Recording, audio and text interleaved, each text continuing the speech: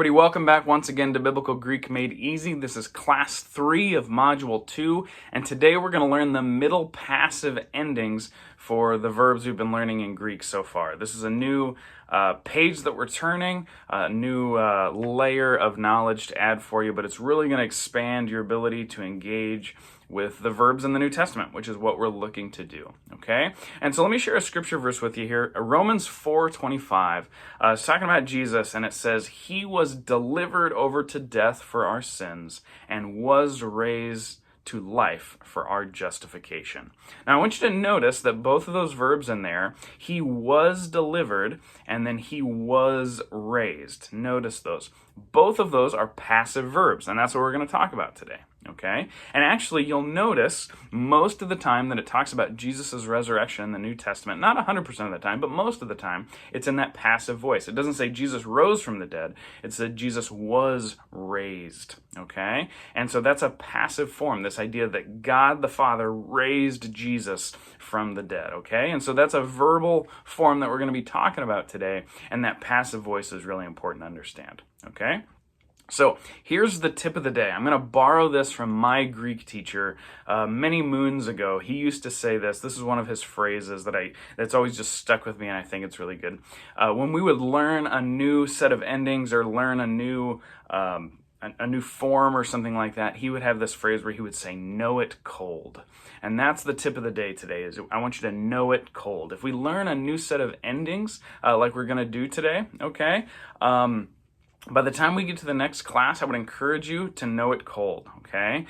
Don't still be at that kind of place where you're struggling, and when an ending shows up, you go, "Oh man, I kind of forget what that one is." And you know, there's, in that learning process, we have kind of that fuzzy place, right? Where it takes us a little longer to process and we got to fight through. But here's the thing, if you do enough reps, if you repeat and rehearse and practice something enough, you get through that foggy space and you get to the place where you just know it. You just know it cold. That's what my professor, Professor Peterson, that's what he meant by that, okay? He meant to just get through that foggy place to where you can just boom, boom, boom. You just know it, because that will make your translation so much better, okay? And I tell my students, if it takes you 15 or 20 minutes to translate a sentence or to translate a verse, you're never going to use your Greek, right? Because you don't have time to do that, okay? We need to know it well enough to where we can move at a decent clip, at a decent pace, and then Greek can really pay off, because we got some time to make some progress. If you get 10 or 15 minutes when you're preparing for a sermon, you can do a little Greek and find some stuff out that's going on. If you're doing devotions or something like that, and you want to incorporate some Greek, you can do that. But if it's going to take you forever, that's where it gets really difficult, okay? So that's why we want to know it cold. That's the tip of the day. So let's go ahead and get started here. Why does this matter? Well, we're going to learn the middle passive verbs today, and those endings are key for understanding the way the Greek verbal system works, okay? We've learned the active endings, which are more common, but those middle passive endings are just so huge, they're so crucial, and they show up in a lot of our most common verbs, and you'll see why here in just a little bit, okay? And so we're going to learn that second set of endings today. There's a chart that I'll show you in a little bit that actually has 4 sets of endings on it, and 2 of those slots on this chart are going to be filled in after today's class, okay? So let's go ahead and get going. Let's start with a little grade school English review. All right, so far, all of the verbs that we've talked about have been active verbs, okay? And remember, by active verb, we mean that we have a subject and a verb and a direct object, and the subject is performing the action of the verb onto the direct object, okay? So look at this Star Wars example I have for you here.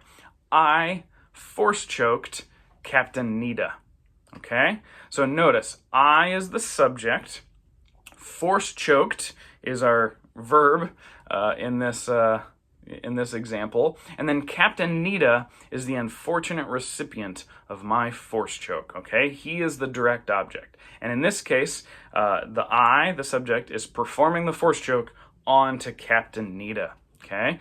And Captain Nita weighs in here and says, "I prefer passive verbs," as he's being choked out with a force choke, for all you Star Wars fans out there, okay?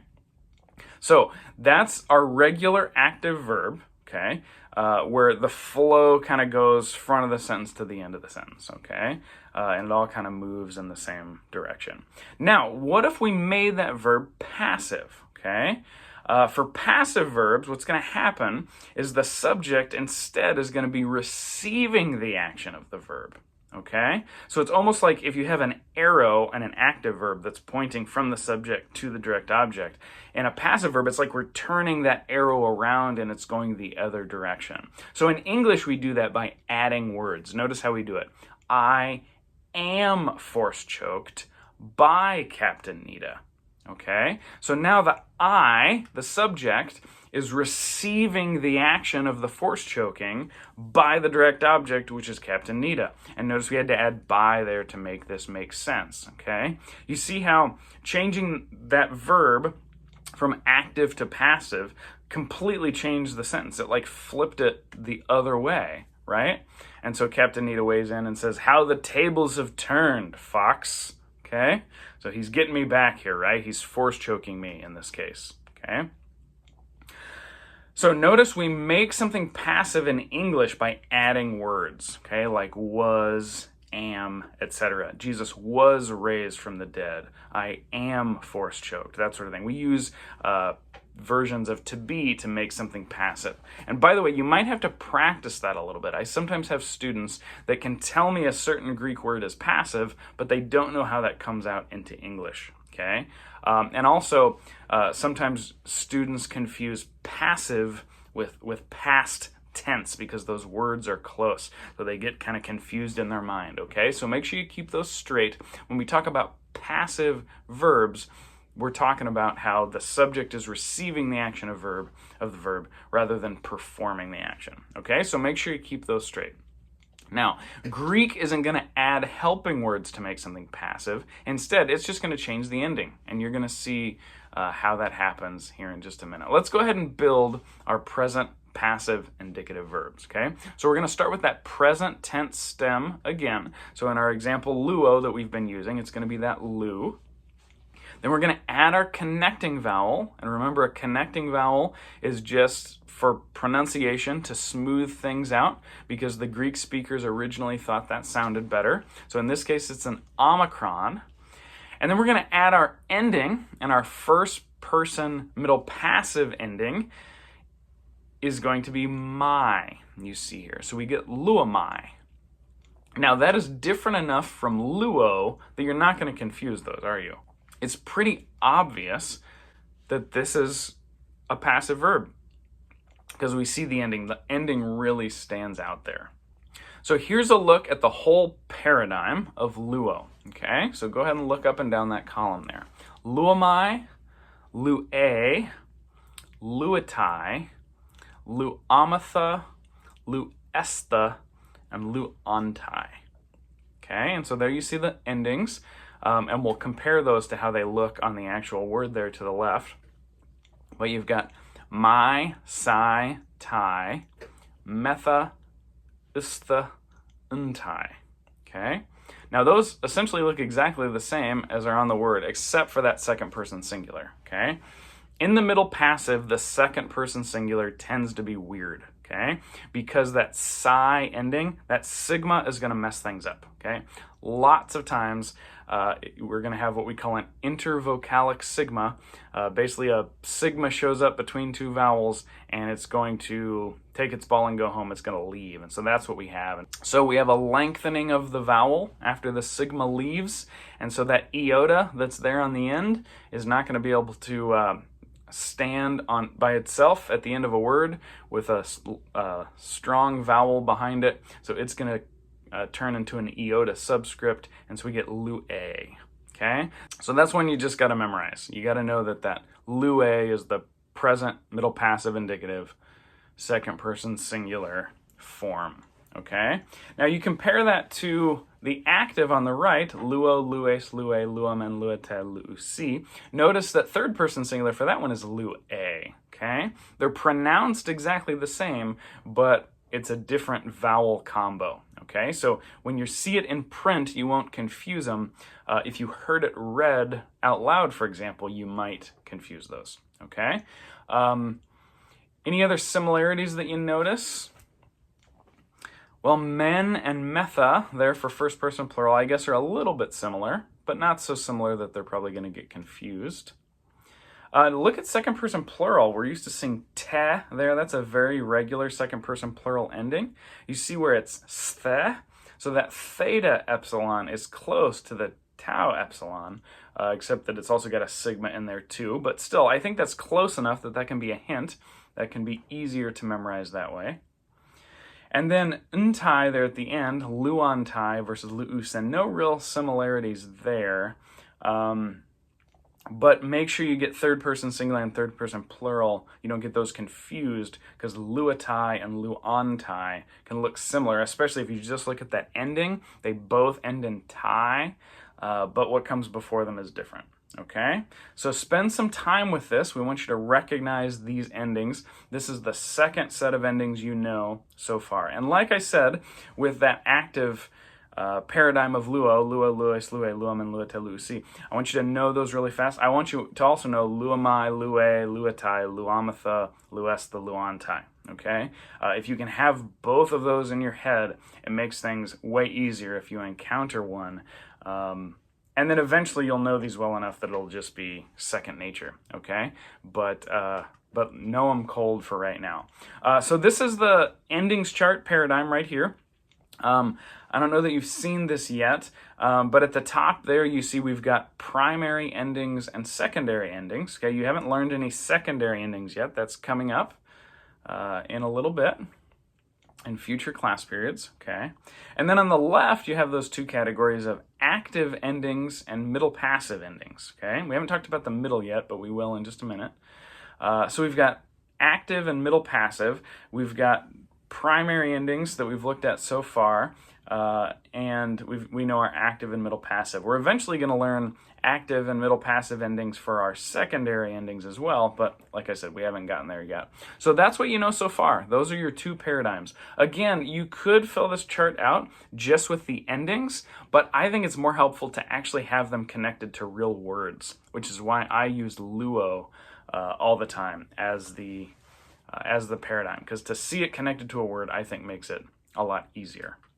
Okay, so let's talk about deponents. Okay, this is a really important vocabulary idea, the nomenclature to get down a deponent verb. Okay, now a deponent verb is a verb that takes a middle or passive form. In other words, it's going to take the middle passive endings in the case that we've seen so far, but it's going to be active in meaning. Okay, I realize that's weird. That's a curveball. You would think that a passive verb form would be passive, right? Well, there's certain verbs that are going to take passive forms, but they're going to be active in meanings, okay? And the hint, there's going to be a couple different hints. These next two bullet points on this slide are both hints for you, okay? First of all, deponent verbs cannot have a passive meaning. Okay, why? Well, it's grammatically impossible, but also just kind of logically it's going to be impossible too. So for example, the verb you see there at the bottom of the screen, erkomai, means I go or I come. Okay, how'd you make I go into a passive? I was goed, I am go. I am going, you might be tempted to say, but that's not passive, that's active, right? How do you receive the action of the go verb? You kind of can't, right? And so that's what we mean by a deponent, is that kind of reflexive idea of the subject receiving the action of the verb. It's kind of impossible, okay? And so that's going to be one hint, is that a lot of times, in most cases, it's going to be impossible to logically or grammatically or verbally to make those verbs into passives, okay? Second way you can notice is that you can tell if a verb is deponent by its lexical form, okay? So remember we said that present active indicative was the lexical form for verbs. Well, if a deponent verb doesn't show up in the active, it only shows up in its deponent form with its passive endings, then it's going to show up in its lexical form with those passive endings. So you see those two verbs we have on the screen there. Luo is our regular vanilla verb that we see a lot. But then erkomai, that's the lexical form for that verb, erkomai, which means I come or I go. Can you tell which one of those is deponent? Yeah, it's erkomai, right? Because it's got the passive ending on it in its lexical form, okay? You won't ever see erko show up, right? An active form, an active ending on this word. That's not going to happen, okay? Because it's a deponent. So if we put erkomai up here next to luomai, you're going to see that it's going to look like a middle passive, but it's actually, we're going to translate it as an active. Okay, so erkomai means I come. Now here's the thing. Some of our most common verbs, erkomai, for example, is one of our most common verbs in the New Testament. Okay, that may seem annoying because you go, oh, these deponents are annoying and they're going to show up so much, I'm going to have to deal with them. Guys, I promise they show up so much that in a few weeks it's going to be an old hat. This is going to be so easy for you, it's not going to be a problem, but you do just need to be aware of that. Okay. So 75% actually of the middle verbs, we're going to talk about middles here in just a second. 75% of the middles in the New Testament are deponent, okay? And all the ones you're going to learn for the next few weeks, they're all going to be deponents, okay? So remember, deponent means something is middle passive in form, but active in meaning. And those two ways that we notice that, one is it's likely going to be really difficult to make it verbally, logically into a passive is one way. But number two is that lexical form is going to be different. Okay, it's going to end in that my instead of the o. All right? So what is a middle? Why do we keep using this word middle? Why are we saying middle passive? What's that about? Okay, let's decode that right now. Okay, so middle verbs, it gets its name from the idea that you have active on one side and you have passive on the other side, and there's something in the middle, right? And that's what middle verbs are. They're kind of in that middle space between active and passive, okay? So for middle verbs, the subject is performing an action which is visited back on the subject in some way. Or to quote Mounce, he says, the subject is affected by the action of the verb. Okay? The subject is affected by the action of the verb. Okay? So we've looked at the subject performing the action of the verb on the direct object for an active verb. We've seen the subject having the action of the verb performed on it by the direct object in a passive verb. A middle verb has some nuance to it, but simply, the subject performs the action of the verb back on itself. There's a reflexive quality to it. Now, I will say, in the academic world, there's discussions that go on about exactly how we should understand the middle, okay? There are academic discussions, there are nuance, there are arguments that are had in the academic communities and the papers and that sort of thing. And we're not going to get too deep into that now, but just know that that's kind of the consensus, okay? Is that the subject is involved in some way with the action of the verb. There's a subject affectedness that goes on with the action of the verb, okay?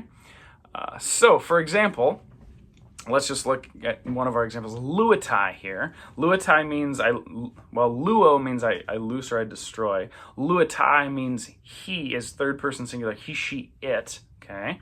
Now we could translate this as a passive because for this, tense voice mood combo, middle and passive are together, right? So we would most likely translate this as a passive, he is loosed, or he is destroyed, something like that, okay? But if we thought that it was a middle, if we wanted to translate this as a middle, which is possible based on this form, it would be he looses himself, or she looses herself, or he destroys himself, something like that, okay? So there's no himself. There's a word for himself in Greek that we could put in there to make this clear, but that can also be contained in the verb if we understand this as a middle, okay? Now, I don't want you to get too bogged down with middles. We won't worry about those really till later, but I did just kind of want to mention to you what middles are, the understanding of those. This is bonus. So if this is too much for you, feel free to put a pin in this and just deal with the new endings. That's totally okay. But make sure you know what deponents are and make sure you know this new set of endings, okay? So let's look at the new verbs that show up this chapter, okay? The first one is apokrinomai. Apokrinomai means I answer. Dunamai means I am able. Erkamai, we talked about before, means I come or I go. Paruamai also means I go. It can mean I proceed or I live. And typically, erkamai means like I go in the house, I come out of the house, I go across the, across the road, that sort of thing. I go to Jerusalem, I go to Galilee, that sort of thing. Paruamai typically means like I go by way of horse or I go by car or whatever, that sort of thing, okay? But paruamai can mean I go or I proceed or I live, all of those. And then finally, sunago, which means I gather or I gather together. And we're going to see the word synagoges, which is synagogue, okay? The noun form is synagogue, which is the gathering place where our Jewish friends, where they gather together. Jesus is going to preach and teach in the synagogues, right? So can you tell me, I will give you a hint, that 4 of those words are deponents and one of them is not. One of these things is not like the other. Can you tell me which is not the deponent in that list? Yeah, it's sunago, right? And you could tell from the ending. Notice all the others, their lexical forms begin with my, and sunago doesn't, because it's a normal verb, okay? But the others, dunamai, I am able. How would you make that into a passive? I was abled, right? Like it kind of doesn't make sense. That one you could maybe talk yourself into, but it just kind of doesn't fit super well and super nicely, okay? So I would kind of make a list of the deponents that you know. Again, in a couple weeks, deponents are going to be so easy for you because they're just so common. Erkamai shows up so much in the New Testament. I mean, you just get used to it really quickly, okay? So that idea of deponency we want you to see and get really quickly. Middles will kind of come down the road, but I want you to know just kind of conceptually what a middle is. But those deponents are really important, and make sure you know those endings. So let's go ahead and do a review. So we learned the present, middle, passive, indicative today, okay? We learned that new set of endings. We now have 2 of our 4 endings of our endings chart filled out, okay? We learned about passives, how to form those in Greek and in English. We learned about middles, that middle space between active and passive, and we learned deponent verbs, which are super important to understand as we try to read and translate New Testament Greek. So I'm excited for the work you did today. Keep practicing. Remember to know those new endings cold, know your vocabulary cold, be comfortable dealing with those, spend some time studying over the next few days, and we'll see you next time. Happy studying.